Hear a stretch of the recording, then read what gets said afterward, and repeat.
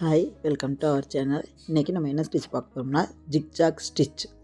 இது எதுக்காண்டி யூஸ் ஆகுங்கிறதையும் அது எப்படி போடணுங்கிறதையும் வாங்க வீடியோக்குள்ளே போய் பார்த்துடலாம். Welcome to our channel. இன்றைக்கி கிளாஸோட 9 ஜிக்ஜாக் ஸ்டிச். இதுக்கு ஃபஸ்ட்டு 2 லைன் போட்டுக்கோங்க. 2 லைன்லேயும் ஈக்குவல் டிஸ்டன்ஸில் இந்த மாதிரி டாட் வச்சுக்கோங்க. ஃபஸ்ட் லைன்லேயும் வச்சுக்கோங்க, செகண்ட் லைன்லேயும் வச்சுக்கோங்க. ஃபஸ்ட் லைனில் வச்ச மாதிரியே அதுக்கு நேராக கீழே வச்சுக்கோங்க, கீழ் லைன்லேயும் வச்சுக்கோங்க. இப்போ 2வது லைன்லேருந்து நம்ம ஜரி த்ரெட் எடுத்துகிட்டு நேற்று சொன்ன மாதிரி தான் இனிமேல் பேக் ஸ்டிச் போட்டு தான் எதுவுமே ஆரம்பிக்கணும். இப்போ கீழே ஃபஸ்ட்டு புள்ளியில் எடுத்தோம்னா மேலே 2வது புள்ளி, அதாவது ஒரு புள்ளி விட்டுட்டு 2வது புள்ளியிலேருந்து ஸ்டிச்சை எடுக்கணும். இதை எடுத்துகிட்டு ஃபஸ்ட்டு ஒரு பெரிய ஸ்டிச், அது பக்கத்துலேயும் ஒரு சின்ன செயின் ஸ்டிச் நம்ம போட்டிருக்கேன். அதே மாதிரி நம்ம நூலை கொக்கியில் பிடிச்சி இழுக்கக்கூடாது. ஊசியை கொஞ்சம் உள்ளே விட்டுட்டு அதுக்கடுத்து இழுத்திங்கன்னா அவங்களுக்கு நூல் கட் ஆகாது. அது மாதிரி கீழே வரையில் ஒரு புள்ளி விட்டுட்டு 3வது புள்ளியில் குத்திருக்கேன். 2வது புள்ளியில் குத்தாமல் 3வது புள்ளியில் குத்திருக்கேன். அதே மாதிரி ஒரு பெரிய செயின் ஸ்டிச், பக்கத்துலேயே ஒரு சின்ன செயின் ஸ்டிச், மறுபடியும் மேலே ஒரு புள்ளி விட்டு பெரிய செயின் ஸ்டிச், அது பக்கத்தில் ஒரு சின்ன செயின் ஸ்டிச் போட்டிருக்கேன்.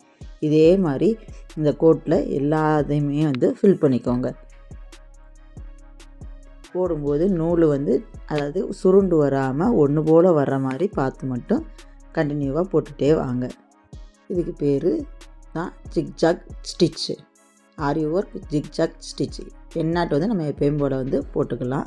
இவ்வளோ தான் ஜிக்ஜாக் ஸ்டிச்சு. நம்ம ப்ராக்டிஸ்க்காண்டி தான் மறுபடியும் கீழே இருக்க அந்த இடப்பட்ட புள்ளிகளையும் போட்டு இன்னொரு தடவை நம்ம ப்ராக்டிஸ் பண்ணுறோம். கீழேயும் அதே மாதிரி ஃபஸ்ட்டு எடுத்துகிட்டு ஒரு பெரிய செயின், அடுத்த பக்கத்தில் ஒரு சின்ன செயின், மறுபடியும் கீழே ஒரு பெரிய செயின், சின்ன செயின், அதே மாதிரி ஒரு புள்ளி விட்டு நம்ம போட்டோம்ல அந்த கேப்பில் இதே மாதிரி இன்னொருக்கா போட்டு நீங்கள் ப்ராக்டிஸ் பண்ணிக்கோங்க.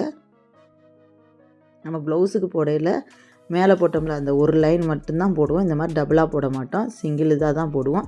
ப்ராக்டிஸ்க்காண்டி தான் இப்போ 2 இதையும் நான் சொல்லியிருக்கேன்.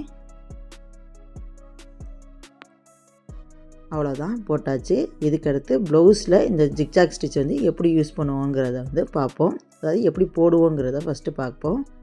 அதுக்கு நான் நார்மலாக ஒரு கோடு போட்டுக்கிறேன். போட்டுட்டு நேற்று சொல்லி கொடுத்தோம் பார்த்திங்களா, டபுள் செயின் ஸ்டிச்சு, அதே மாதிரி தான் 3 லைன் நம்ம செயின் ஸ்டிச் போடணும். நம்ம எந்த ஒரு ஒர்க்கு ஆரம்பித்தாலுமே குறைஞ்சது ஒரு 2 லைனாவது ஜரி த்ரெட்டில் செயின் ஸ்டிச்சு போட்டுட்டு தான் மேலே இந்த ஜிக்ஜாக் ஸ்டிச் போட்டு அந்த ஸ்டிச்சஸை நம்ம ஃபினிஷ் பண்ணுவோம். அதனால தான் இப்போ நான் 3 லைன் உங்களுக்கு போட்டு காட்டுறேன். குறைஞ்சது 2 லைனாவது நீங்கள் போட்டு தான் அது மேலே ஜிக்ஜாக் போட்டிங்கன்னா அழகாகவும் இருக்கும். உங்களுக்கு நம்ம அதை ஒர்க் பண்ணையில் நீட்டாகவும் ஃபினிஷிங் கிடைக்கும்.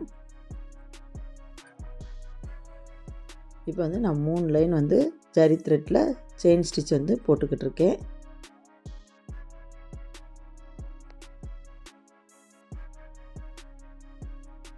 இந்த ஜிக்ஜாக் ஸ்டிச் நம்ம எந்தெந்த இடத்துலலாம் யூஸ் பண்ணுவோம் அப்படின்னோம்னா, cut work, net cloth fixing, இந்த மாதிரி யூஸ் பண்ணுவோம். அப்ளிக் ஒர்க்குன்னு ஒன்று இருக்குது, அதுலேயும் இந்த மாதிரி ஸ்டிச்சஸ் நம்ம யூஸ் பண்ணுவோம். சில பேர் பார்டர் ஸ்டிச்சாகவும் இதை யூஸ் பண்ணலாம். இதை நம்ம போட்டுட்டு நம்ம கட் பண்ணையில் ஜரி நூல் கட் ஆகாமல் இருக்கிறதுக்காண்டி தான் இந்த ஜிக்ஜாக் ஸ்டிச் நம்ம போடுறோம்.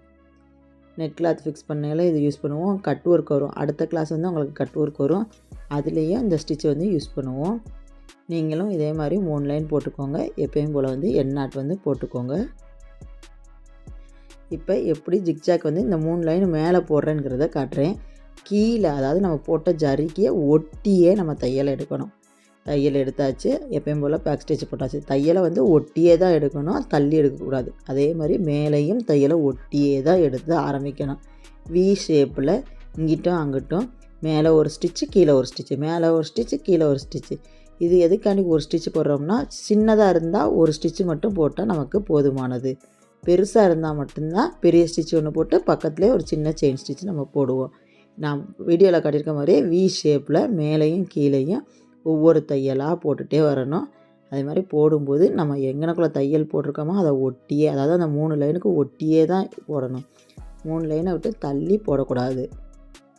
எந்த அளவுக்கு நம்மளால் ஒட்டி போட முடியுமோ அந்த அளவுக்கு மேலேயும் கீழேயும் ஒட்டியே தான் இதை போட்டுக்கிட்டே வரணும்.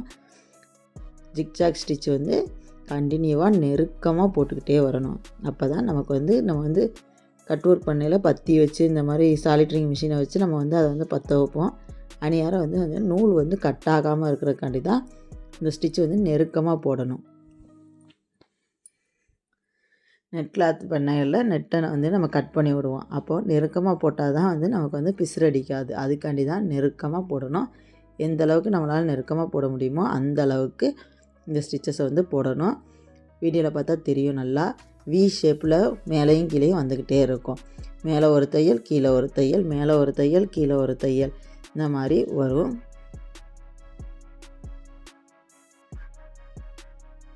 பார்த்திங்கனாலே தெரியும், வி ஷேப்பில் வியாக தான் வரும். இதுக்கு பேர் தான் ஜிக்ஜாக் ஸ்டிச். அவ்வளோதான். இதே மாதிரி நீங்களும் போட்டு ப்ராக்டிஸ் பண்ணி குரூப்பில் வந்து அப்டேட் பண்ணுங்கள். இன்னையான கிளாஸ் வந்து ஜிக்ஜாக் ஸ்டிச் முடிஞ்சிருச்சு. தேங்க்யூ ஃபார் வாட்சிங். Please subscribe my channel.